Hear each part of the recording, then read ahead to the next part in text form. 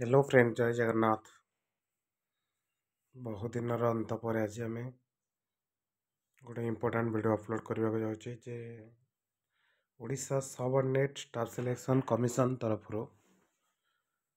जो forest guard livestock inspector forester आवेदन होता तार एग्जाम प्रस्तुति जेहेतु इलेक्शन एग्जाम रे तो अवहेला होता निहत पक्षे तथापि ऑलरेडी गवर्नमेंट डिसीजन नहीं बोर्ड डिसीजन नहीं एग्जाम हम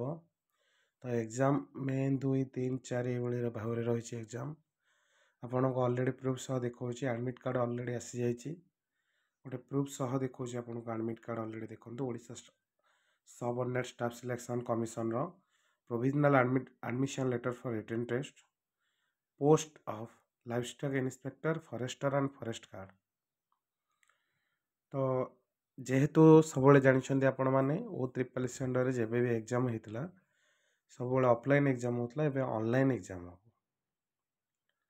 तो आप भल भाव जानते हैं हम ऑनलाइन एग्जाम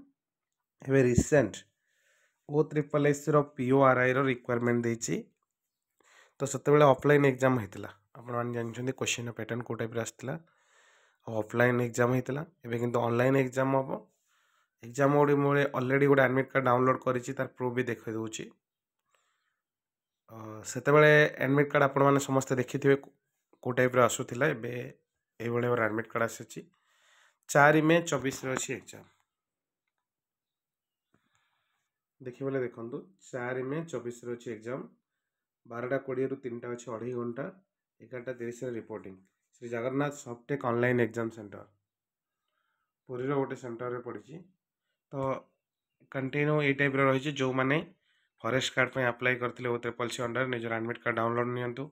और ये सब दे देछि इंपोर्टेंट इंस्ट्रक्शन केयरफुल दे देछि रीड करबा लगी